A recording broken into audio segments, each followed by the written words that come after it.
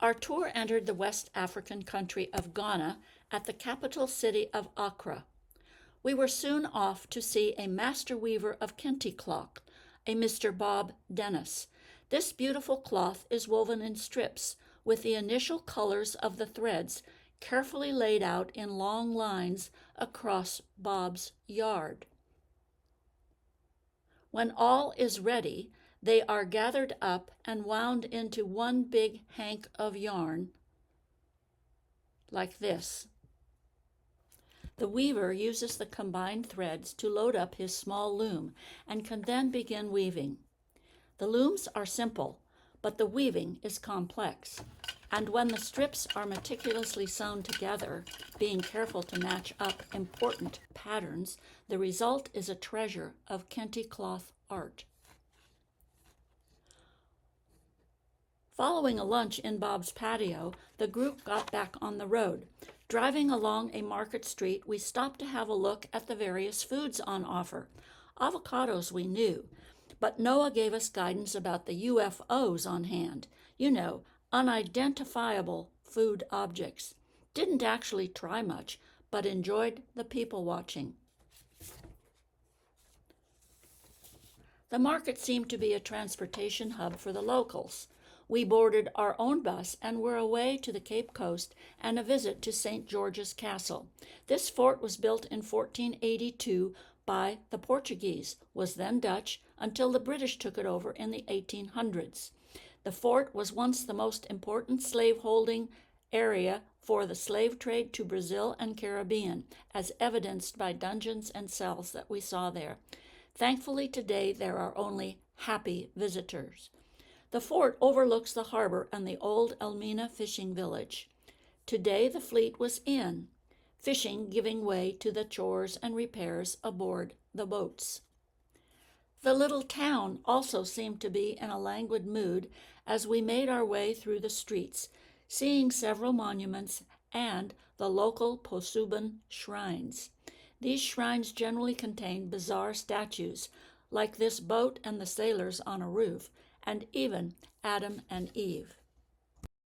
How nice to look forward to some relaxing moments at our hotel, either in the pool or walking along the beach. William, our excellent driver, was always ready to move us along each morning, down the streets, early markets, even a church. Here's a local elementary school. Noah received permission from the headmaster for us to visit a class in a partially built classroom. The teacher went about her teaching duties with her young child strapped to her back. The children were very polite and seemed confident in their studies.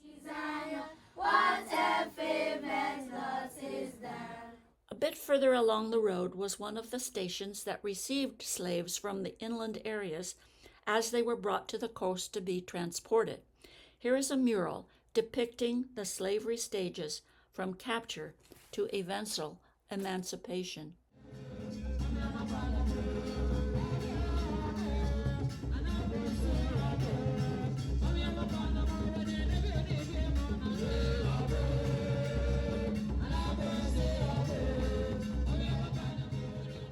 A short path from the slaveholding station led us into a cocoa plantation. Noah showed us the pods hanging on the trees and the fleshy beans inside each pod. But it was really not cocoa season. What was in season were palm oil nuts. Noah again told us about harvesting these palm nuts, which are then brought to a roadside collection terminal. The nuts are weighed by the buyer and the farmers are paid. Away go the nuts to the oil rendering depot, where the nuts are boiled and fermented before processing. The nuts are ground and pressed to extract the oil. The workers were delighted with Kathleen's photos, which quickly turned into joyous excitement as the ice cream man arrived and all were treated to his ice cream goodies. One of the most outstanding experiences of our visit to Ghana was attending an Ade for the Ashanti king. These Ade ceremonies are held every 42 days. this being the time it takes the king for the courier to travel the boundary of the king's territory.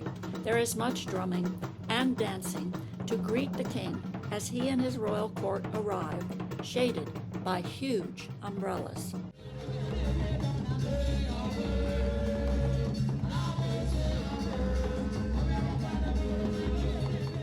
The king and his court, and the umbrellas, were situated to show off the king's royal finery and his solid gold ornaments. Then begins a parade of dignitaries paying homage to the king. Next, various groups and organizations come bearing gifts. Kathleen, our far-flung leader, also came before the king with gifts and introduced all of the members of our group. Onward to lunch at Ike's, where we all had a lot to talk about. The roadsides were always a bustle of people and cars, and people and cars, and more people.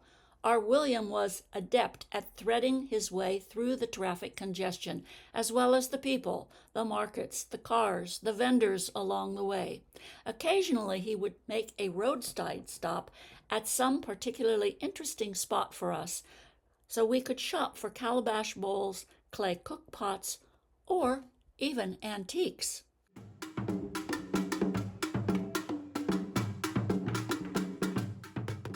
Now it was time to learn about hand-printed fabric called Adinka cloth. Again, traditional looms are used to produce narrow strips of cloth. Most are just one plain color, but some have intricate woven designs.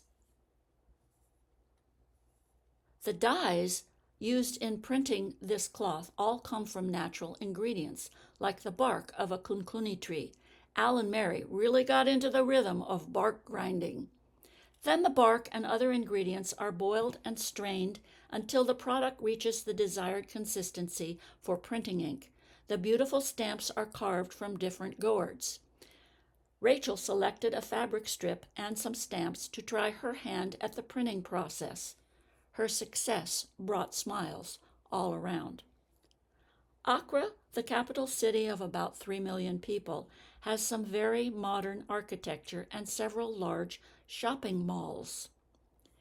Accra also has a very unique casket maker who builds the coffins to reflect the work of the deceased, like pilots or chicken farmers, even athletes, and a soda vendor.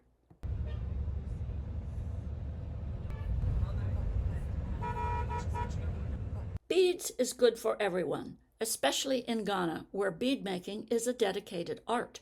We visited a renowned bead maker to see the Krogo glass beads and learn how they are made.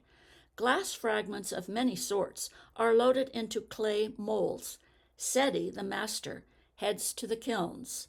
The filled molds are placed into the ovens for melting. When some times come out, a craftsman rotates the cooling glass to make it round. New beads are then washed and polished before ending up as beautiful strings or bracelets. It's Sunday, dressed for church or having a pickup game of football at a colorful painted youth center. We are on our way to Jamestown, one of the poorest areas of Accra. This fishing village is slowly being turned into a commercial port. Jamestown continues its fishing activities as evidenced by the truckloads of charcoal and stacks of wood for the fires for smoking the fish.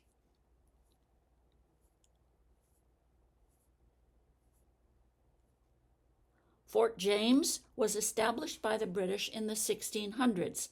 On a Sunday afternoon, fishermen can mend their nets, women do their washing, mothers feed their babes within the peaceful walls of the fort.